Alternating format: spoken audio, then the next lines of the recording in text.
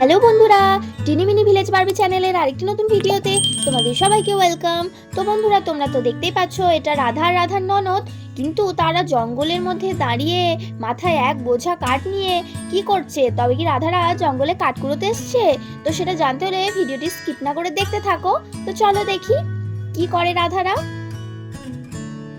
দিদি ভাই, তোমার তো আবার জঙ্গলে যাওয়া অভ্যেস নেই, তা আস্তে আস্তে দেখে দেখে চলো। তার উপরে আবার ছেলেটাকে নিয়ে আসলে, তোমাকে বললাম যে ওদের কাছে রেখে আসো ছেলেটাকে, এ ছোট ছেলে নিয়ে জঙ্গলে। আরে রাধা, কি যে বলিস না তুই! যখন আমার বিয়ে হয়নি তখন তো আমিও মায়ের সাথে এখানে জঙ্গলেই কাঠ কুড়োতে আসতাম। এই জঙ্গলে অত অসুবিধে নেই, শুধু এই ছেলেটাকে নিয়ে আসলাম এটাই যা। আমারও মনে হচ্ছে রে, ছেলেটাকে না নিয়ে আসলেই হতো। আরে আমি তো তোমাকে ওই জন্যই প্রথমে বারণ করলাম। হ্যাঁ, বাঘ ভাল্লুক সিংহ নেই ঠিকই, কিন্তু তবুও এত গাছপালার ভিতর দিয়ে বাচ্চা নিয়ে যাওয়াটাও তো চারটিখানি কথা নয়, তাই না? ভাই তো ছিল না, না হলে ভাইয়ের কাছে তো রেখে আসতাম। হ্যাঁ, তোমার ভাইয়ের যে আবার সকাল সকাল কাজ পড়ে গেছে, তিনি তো বেরিয়ে গেলেন, না হলে তো বাবুসোনাকে ওর কাছে রেখে আসলেই হতো।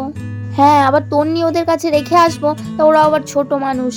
সে ভালোই করেছো রেখে আসোনি, কারণ ওরাও ছোট ছেলে, এক্ষুনি ওকে ফেলে রেখে হয়তো কোথাও খেলতে চলে যাবে। আচ্ছা ছাড়ো দিদি ভাই, চলো যাই ওইদিকে। হ্যাঁ চল, আর কথা বাড়িয়ে লাভ নেই। অন্য কিছু না, তোমারই বেশি কষ্ট হবে হাঁটতে এই জঙ্গলের মধ্যে দিয়ে।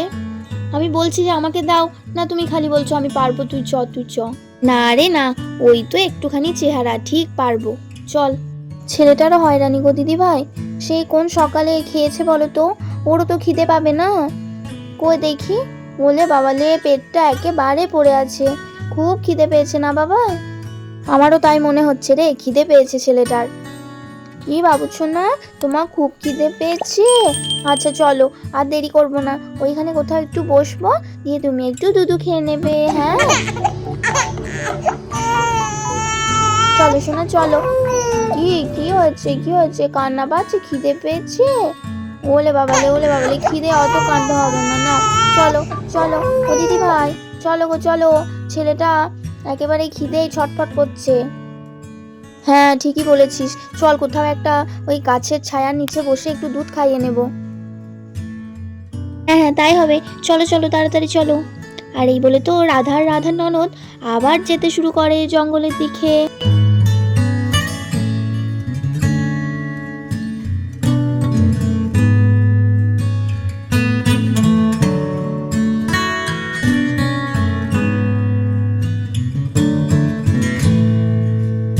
ওরে বাবা, দেখতে দেখতে তো রাধার একটা সুন্দর পেঁপে গাছের ছায়া পেয়ে গেল। ও মা, দিদি ভাই দেখো, কি সুন্দর জঙ্গলের মাঝখানে একটা বড় গাছ গো। ভালোই হলো বলো। গাছটার পাতার নিচে কি সুন্দর ঠান্ডা গো, কি সুন্দর শীতল হাওয়া বইছে, ভালোই হলো। আচ্ছা দিদি ভাই শোনো, তুমি আর দেরি করো না, এখানেই বসে পড়ো। ভালোই হলো বল, এই কাছাকাছি বড় গাছটা পেয়ে গেলাম, এবার এর নিচে একটু বসি। আয়, ঠান্ডা হাওয়াও দিচ্ছে, আবার ছায়াটাও বেশ সুন্দর। যা রোদ গরম বাবা! যা বলেছো দিদি ভাই, এত গরম, মানুষ যে কি করবে। বৃষ্টিও হচ্ছে না কবে থেকে, ভালো লাগে না।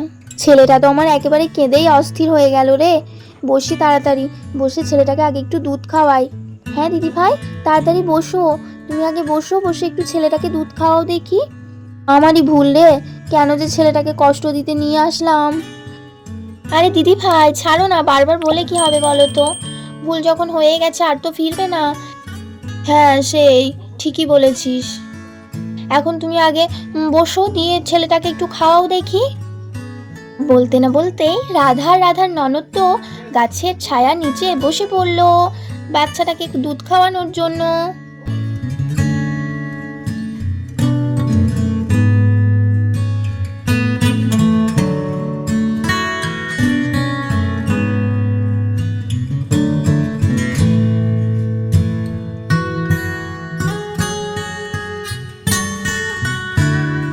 ইস, প্রাণটা একেবারে জুড়িয়ে যাচ্ছে রে রাধা, এই গরমে এত সুন্দর মিষ্টি হাওয়া দিচ্ছে, শরীরটা সত্যি মনে হচ্ছে ঠান্ডা হয়ে গেল। ইস, যদি বাড়িটা এইখানে বানাতাম, সারাদিন হাওয়া খেতাম বল। সত্যি দিদি ভাই, এটা না তুমি একদম ঠিক কথা বলেছো, জঙ্গলে এত সুন্দর শরীর জুড়ানো হাওয়া দেয় না, তোমার এখান থেকে বাড়ি ফিরতেই মন হয় না। সত্যি বাড়িটা যদি এখানেই বানাতে পারতাম না, তাহলে খুব ভালো হতো এই গরমের দিনে।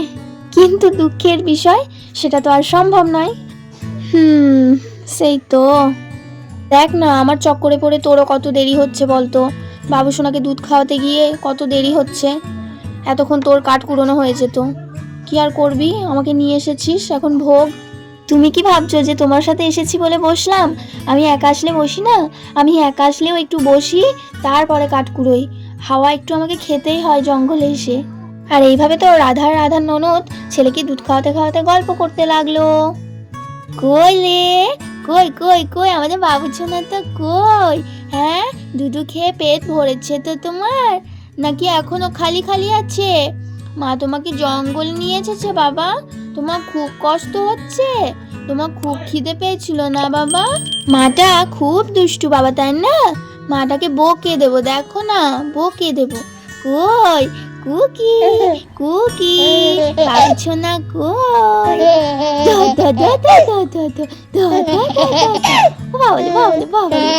আবার হাঁচি হচ্ছে গো, জঙ্গলে এসে তোমার ভালো লেগেছে, হাঁচি হচ্ছে?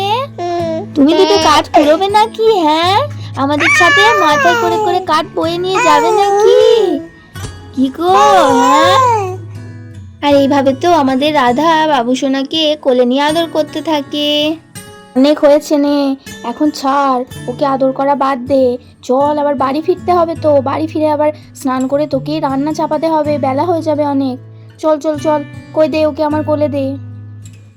হ্যাঁ দিদি ভাই, এটা তো তুমি ঠিকই বলেছো, আর দেরি করা যাবে না, এখনো কাঠ কুড়োতে হবে। চলো যাই দেখি। কই বাবুসোনা, এসো, আমার কোলে এসো। চলো দিদি ভাই, আস্তে আস্তে চলো। বাবুসোনাকে ভালো করে কোলে নিয়েছো তো? চলো সাবধানে।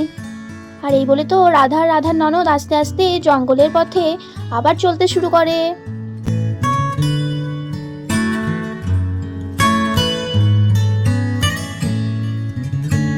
আরে এই তো পেয়েছি, দেখো দিদি ভাই, অনেকগুলো কাঠ পড়ে আছে, ভালোই হলো।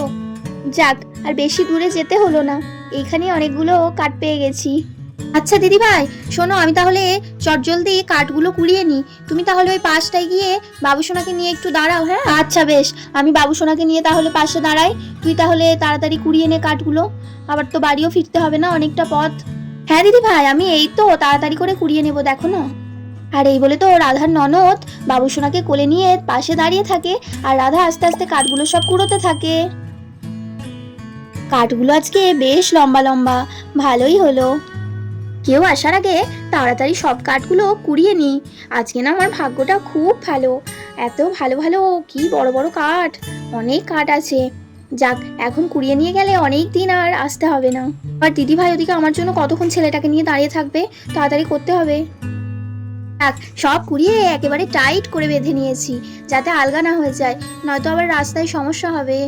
যাই, আর দেরি করবো না, দিদি ভাইকে নিয়ে এবার বাড়ি ফিরতে হবে তাড়াতাড়ি। এই বলে তো রাধা মাথার উপরে কাঠের বোঝাটা চাপিয়ে নেয়, দিয়ে তার ননদের দিকে যেতে থাকে।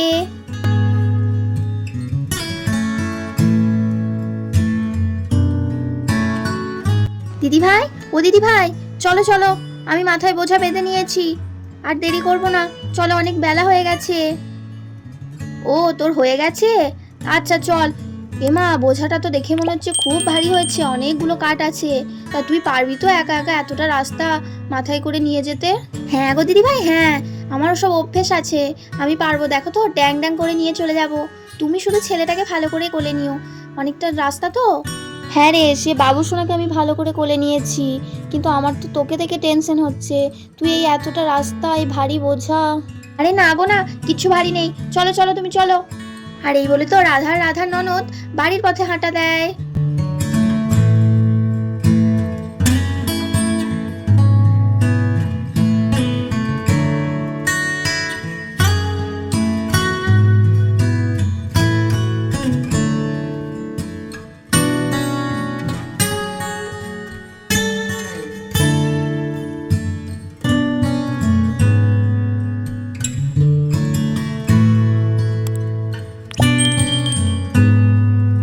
এই রাধা, কোনো অসুবিধা হয়নি তো?